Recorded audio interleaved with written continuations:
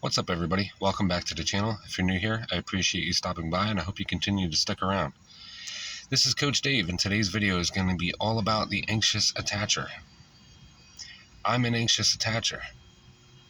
All I want to do is be seen and heard. I want to be valued. I want to be understood. I want somebody to love me and pick me and choose me, not just in the beginning, but each and every day. I yearn for love, and every partner and relationship that I've ever had has been a letdown. Some on my end and some on theirs.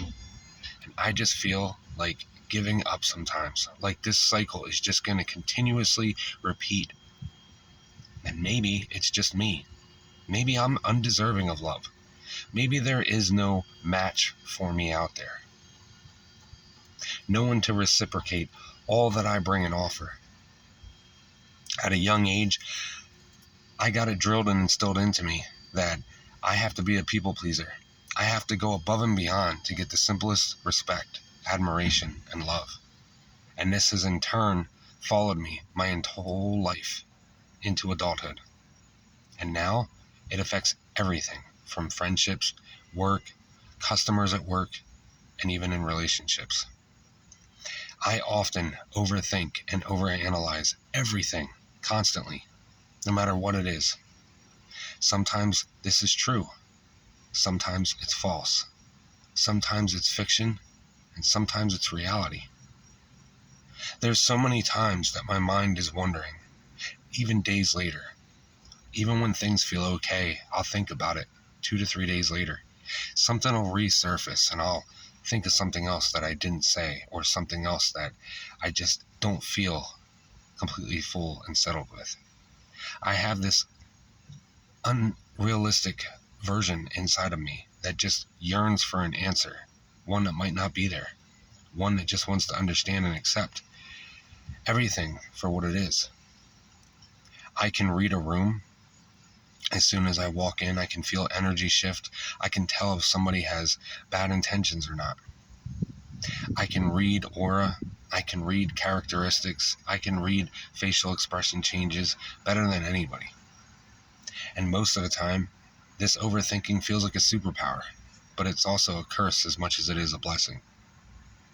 There's quite often where I have pushed people away because I need so much reassurance. Because sometimes I care too much, and other times I don't care enough. Sometimes I speak too much, while other times I don't speak nearly enough. And I never seem to get it right, knowing when is the right time to speak too much, and when is the time to be silenced and not speak as much. And this has affected me in relationships in a very bad way, so much because now I often get left feeling like it's just me being the problem. And this is mostly because I am a magnet for avoidance and narcissists. They prey on my sympathy, my empathy, and all that I bring and offer, and my willingness to just not end it and let go, especially when I need to. I always show up. I always give more of myself. And when you get with me and you love bomb me, I can't get enough. I'm instantly hooked and addicted. As much as I'm in my head, thinking and wondering if this is real or not. Could this be true?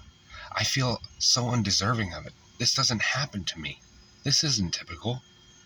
But I want it so bad, I often overlook everything, any red flag, anything that I should give pause to, no matter how fast it's going.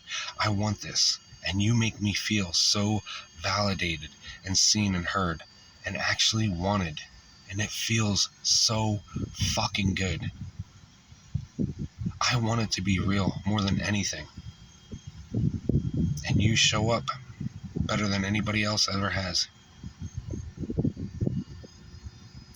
And I just simply can't get enough. My cup overfloweth.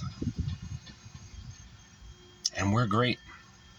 And in the beginning, when I talk to you and I let you know about my insecurities, when I let you know that I often overthink, you're there. You help me regulate. You're understanding. You don't mind reassuring me. You tell me it'll never be a problem. And maybe you're just not thinking long term. Maybe you're just putting your best foot forward and it sounds good on pen and paper. Maybe it just sounds like something somebody would say that's into you. But you're matching me, you're mirroring me, you're showing up in ways that nobody else ever has. And I just feel amazing.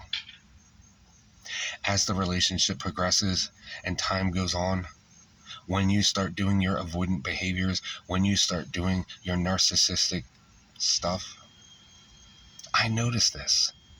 I notice every single push and pull, every single tug of war.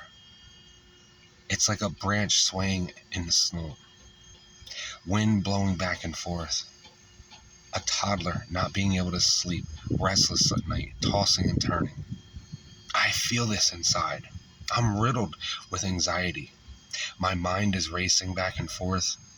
I start wondering if I'm not doing enough, if I'm not showing up enough. Am I being too much? And who do I want to help quell this? I reach to you for comfort, to ask you, am I being a burden? Am I giving too much? Am I not doing enough? And this becomes annoying to you. Even though you have ill intentions, I don't know this at the time. But you look at me in a different way now. I'm being too much for you. I'm overwhelming you. You start pulling back more and more. You act like you're not. You tell me that you're not.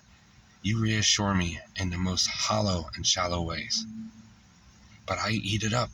But I'm never fully complete. I don't feel like this is revolved around anything in the form of getting resolved.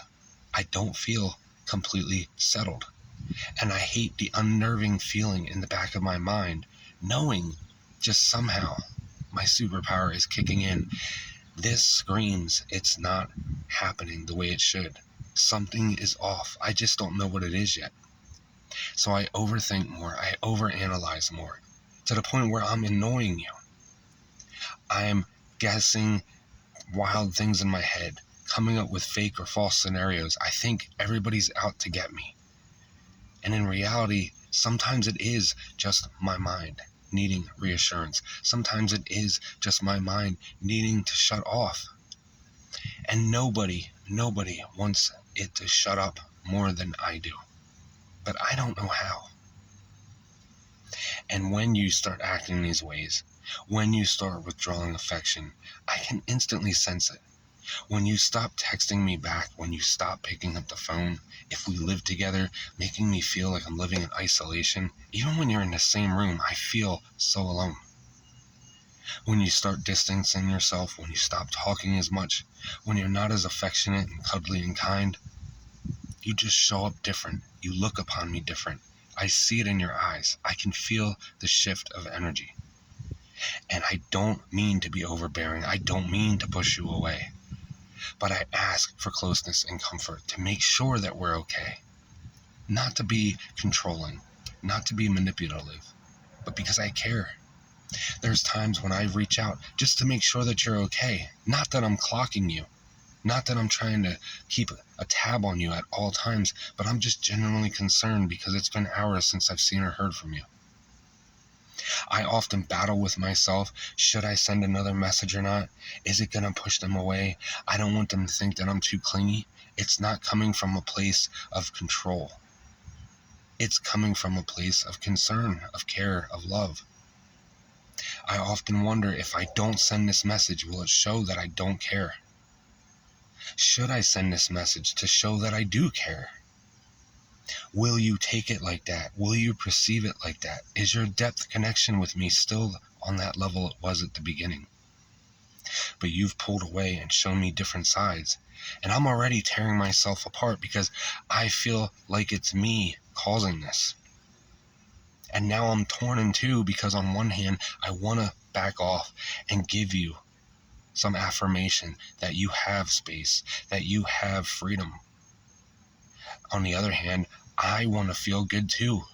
And I don't really worry about my feelings as much as I should when you are around because I'm so worried about pushing you farther away. And you are supposed to be helping worry about me and mine. but you don't, it appears. So it just gets misconstrued even more, and everything becomes even more blurred. And when you finally back off enough to the point where you're ready to discard me, maybe you slow fade out of existence, maybe you just swept the rug out from underneath me, maybe one day I come home and you're just gone and everything is as well. I don't know how to handle this. I don't know how to react. I just know that you're gone. I don't know if you're alive or dead. You've cut all ties and communication. I have no way of reaching out to you. And now my dose, my drug is gone.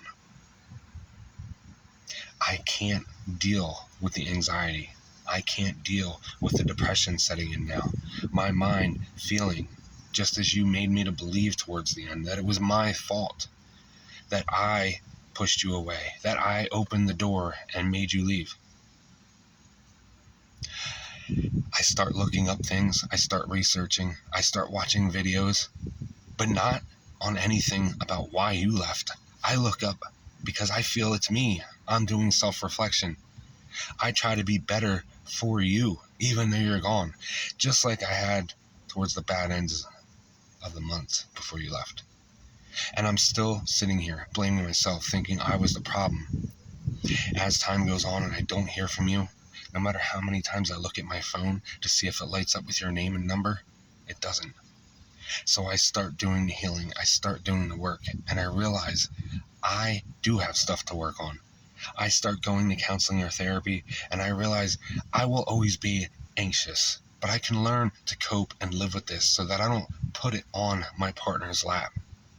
It's nobody else's responsibility beyond understanding and being okay with it and being secure enough to help reassure me. But it's my responsibility to control this beast. It's my responsibility to handle, no one else's. And I feel like that's what I've done. I've put it on your lap. And during this time, while I'm healing,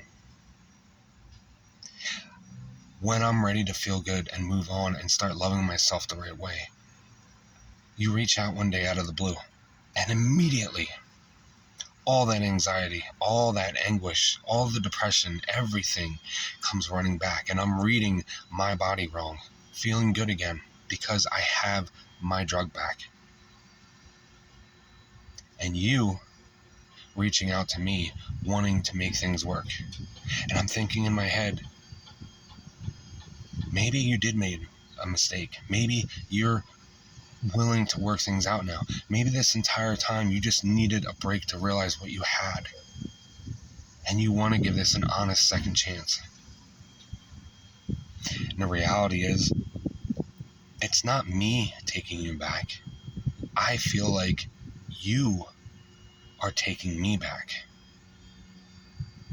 I'm so misconstrued right now in my mind, my emotions, that everything that I've been working on and learning and training myself to be better for stampedes right out of my life. And I'm just completely engulfed into you again. And the same thing happens again, only quicker, but this time because I've done work, I don't feel like ridiculing myself. Something is off. The entire time we weren't together, I've done work. I've put in the time and effort. And I thought maybe in some sick way in my head that while you were gone, you were trying to learn how to be better for me. You were looking up stuff, how to understand me better. Maybe doing some inner work. I did both inner reflection as well as outward, so I could be better for you and me. And now I realize towards the end here that I did have a play and a hand in this, but I wasn't the problem. It wasn't solely on me. And you never cared. You never tried. You were selfish. You only thought inward. And now it's over. But I know I'm deserving of more than just a little bit that you've given me. Guys, if this sounds like you, then you might have anxious attachment style. It is a rough thing to deal with. If you've been through it and you're working on yourself, keep going. If you're currently in it, know that you're not alone. It is a very rough patch to go through, especially with an avoidant. The anxious attacher dismissive avoidant combo is one of the worst. Anybody has any questions, comments, concerns, drop them in the box below.